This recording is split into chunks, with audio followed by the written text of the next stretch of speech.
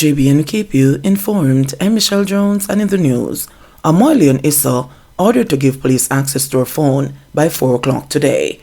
Please remember to subscribe, like, share, leave us a comment, and click the notification bell to receive our daily news items. The Supreme Court has ordered Amoi Leon-Issa to give police investigators access to her cell phone by 4 p.m. today as they probe the murder of her son, 9-year-old Gabriel King. Cameron, go ahead. Yes, Mr. Cameron, you were 20 minutes late for court, yes? Very well. Just announce the appearance, Cameron. My ladies, I'm Chuka Emeka Cameron, instructed by Carolyn Reed and Company, and I appear on behalf of Mr. Matthew Gabidon, who appears alongside Kamau Roddo, appears on behalf of the defendants here. You are instructed by whom again? Repeat. Carolyn Reed Cameron, or of counsel. Sure, who you were instructed by, right? Because we had that you appeared for the claimant, not instructed Indeed, by. that is correct. That is correct. Thank you very much. And Mr. Gabidon is here for the Director of State Proceedings. That is so, my lady. All right. I must apologize, Roddock's absent today. Thank you. All right. So this is the decision in the case of Amoi Leon-Issa, who is a claimant, Detective Constable Julian Fraser, the first defendant, the Commissioner of Police, second defendant, Her Honor Mrs. Sasha Marie Ashley, the third defendant, and the Attorney General of Jamaica, who is the fourth defendant. This matter was heard on the 14th of July, 2023, and we're delivering the judgment today, which is the 29th September 2023. Now, as an introduction and background, there is a written decision. We are not going to go through the entire judgment. It is 46 pages long, so we certainly are not going to go through the entire judgment. We will be summarizing aspects of it, and we just highlight certain areas that we think are important to highlight at this time. In relation to introduction and background of this judgment, the claimant, Mrs. Amoi Leon-Issa, filed a constitutional claim seeking declarations among other reliefs under Section 19 of the Constitution of Jamaica. Now, the subject of this claim surrounds a production order granted by the third defendant, Her Honor Ms. Sasha Marie Ashley, which she alleges breaches her constitutional right privacy. Now, the first offender, Detective Constable Julian Fraser, made an ex parte application for the grant of a production order in respect of the key to an iPhone, the property of the claimant, for the purpose of an investigation into the death of GK. We are only giving the initials of the deceased as due to his age. So into the investigation into the death of GK, son of the said Mrs. Leon-Issa.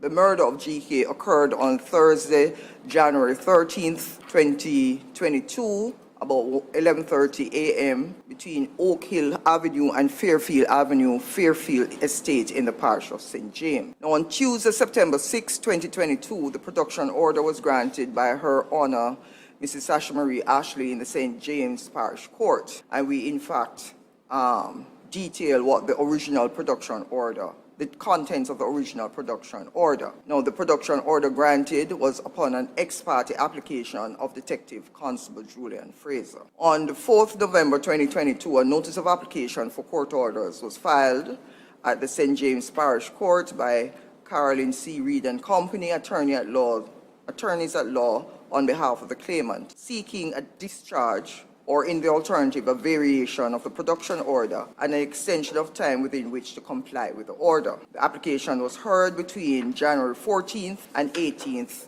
2020. It was heard between November 14th and 18th, 2020. Now, Her Honor Mrs. Ashley refused the claimant's application to discharge the production order, but varied the original order by deleting any mention of cell site in the order. The learned parish court judge also added some ancillary claims to the production order, and we then detailed in our judgment the amended production order. Now, the claimant also filed an application for disclosure of all documents related to the request for the production order. That application was heard by the parish court judge and refused. On the 16th of December 2022, the claimant filed a fixed date claim form before this court challenging the production order. The claim is for constitutional redress under Section 19 of the Constitution, that the provisions of Section 13 of Chapter 3 entitled Charter of Fundamental Rights and Freedoms have been and are being breached.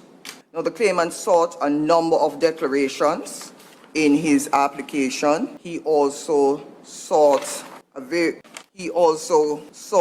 number of reliefs in relation to this production order, including an order quashing the orders granted by the learned parish court judge, vindicatory damages, any further and such other relief as the Honourable Court deems fit, and cost in the claim. Now, what we had done is we went through the claimant's submission in relation to the application, and we made note of the cases that Mr. Cameron had utilized. Mr. Cameron also submitted in relation to whether or not there was less intrusive methods that could have been utilized by the police under the Interception of Communication Act as opposed to the Cybercrimes Act. We had gone through and summarized his submissions in relation to that, and Mr. Cameron submitted as to fair hearing, right to fair hearing, that the claimant had not, in fact, received a fair hearing, and he also pointed to the disclosure that had not been made concerning the ex parte application before the learned parish court judge. We summarized also the defendant's submission in relation to this claim, and the defendant's submission was that there was no breach of the right to privacy of the claimant. They, in fact, indicated that Section 21 of the Cybercrimes Act had in it safeguards, and the safeguards, in fact, the built-in safeguards or the safeguards in the orders itself was of such that even if her right to privacy had been breached, that it was proportional. Now, we dealt with the issues in relation to the case, and we found that the issues raised in this case were whether the production order issued pursuant to Section 21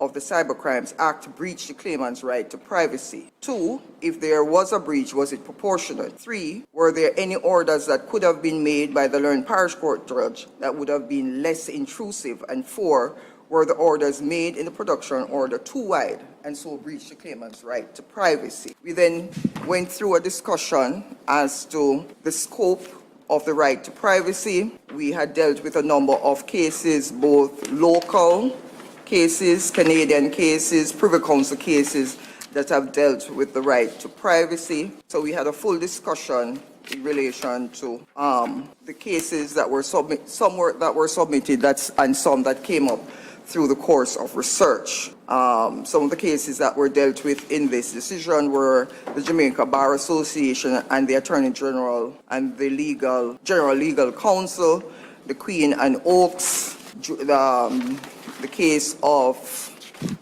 Julian Robinson, and the case of Ferron. We also dealt with Sheldon, Canefield, and the Queen. So we dealt with a number of cases in relation to the law.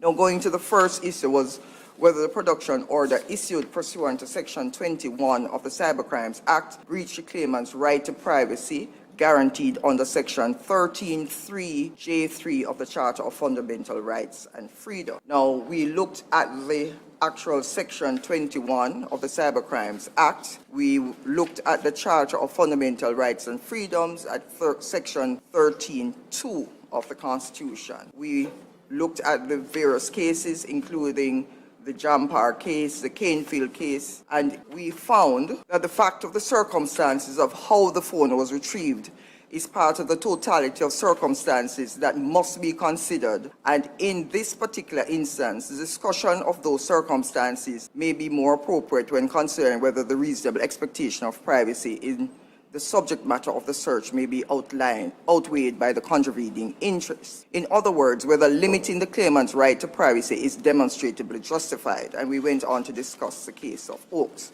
So on the first issue, we went through to see whether or not the claimant had a right to privacy, and we came down to, we have to look at the discussion in the case of Queen and Oaks to see whether or not it is proportional. We then went to the test of proportionality as set out in the case of Oaks. We went through the various cases. We went through a number of human rights cases as well, and we found at paragraph 81 that Section 21 of the Cybercrimes Act contains the necessary safeguards sufficient to limit as much as possible the harm or risk to enjoyment of the right to privacy, and is therefore proportionate to the state's aim of improving investigative measures for the detention and investigation of serious crimes in a digitally and technologically advanced society, and therefore demonstrably justified in the circumstance. We in fact submissions were made as to whether or not the requisite protection had been in place, and Council had submitted to us concerning the Data Protection Act, and we had gone through the different statutes, and we found that in assessing whether the varied production order satisfied the test of proportionality, a careful assessment of the actual wording of the order is necessary. It is noted that the wording of the varied production order is much more restrictive than that which was proposed by counsel for the claimant, and it stated the purpose for which the data was being extracted. Incidental to the process of extraction was the necessity to interface with information in the claimant's phone which was irrelevant to the investigation. The data to be extracted would have to be limited to the purpose stated in the order. The circumstances under which the iPhone came in the possession of the police is also of great importance. The iPhone was retrieved from the vehicle that GK's body was recovered from. Claimant stated in her affidavit that she had given the iPhone to GK to keep him occupied whilst he was in the vehicle. Based on these facts, it is understandable and reasonable that the investigators would wish to view and possibly utilize the contents of the iPhone to assist them in their investigation. So we had found that we find on an assessment of the evidence before, an assessment of the evidence, the objective of the investigating officer is investigation concerning the death of GK. The iPhone may be useful in the investigation, and as such, the request to retrieve potential relevant data cannot be considered arbitrary, and that the relevant data would be rationally connected to the investigation. The next issue was, were there other orders that could have been made by the learned parish court judge that would have been less intrusive? Mr. Cameron had suggested that that the Interception of Communication Act would have been less intrusive, I should say, rather than the Cybercrime Act.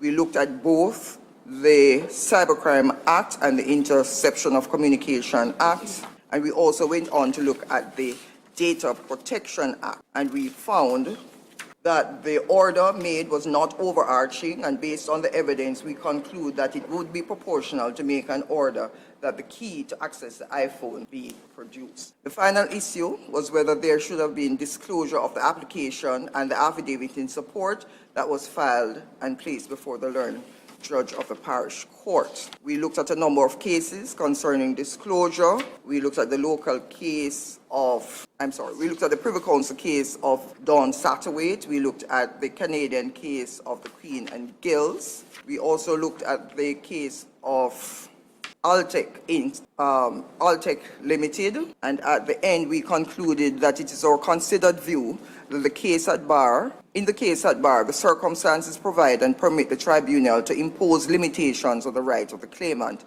in furtherance of a legitimate aim. We find that there was no breach of the claimant's right to a fair hearing pursuant to Section 16.2 of the Charter of Fundamental Rights and Freedom. So in conclusion, we find that although there would be a breach of the claimant's right to privacy, it was proportional in a free and democratic society. The court finds that the request for the key to access the data on the iPhone would be limited to investigations into the death of GK which occurred on the 13th of January 2022. It is our considered conclusion and finding that the benefit gained from granting the amended production order that would aid in the investigation into the death of GK far outweigh the breach of the privacy of the claimant. So the orders that were made is that the claimant is not entitled to any of the declarations sought in the fixed date claim form. 2, an order quashing the orders granted by the learned parish court judge Sasha Marie Ashley on the 6th of September 2022 and the 18th of November 2022 is refused. Now, the court does not find that the amended production order granted on the 18th of November 2022 to be unconstitutional, void, and of no legal effect. Now, an order for vindicated damages on the footing that the actions of the first, second, and third defendant amounts to a breach of the constitutional rights granted to the claimant by the Charter of Fundamental Rights and Freedoms and the Cybercrime Act is refused. Claimant is to produce the key to the iPhone as per the varied production order made by Her Honor, Mrs. Sasha Marie Ashley, on the 18th of November by 4 p.m. today, the 29th September 2020, and there's no order as to cost. Mr. Cameron, we are not minded to grant leave in relation to appeal, and we are not minded to grant a stay in relation to this order. All right, the judgment will be emailed to you. Thank you. JBN will keep you informed. Please remember to subscribe, like, share, leave us a comment, and click the notification bell to receive our daily news items.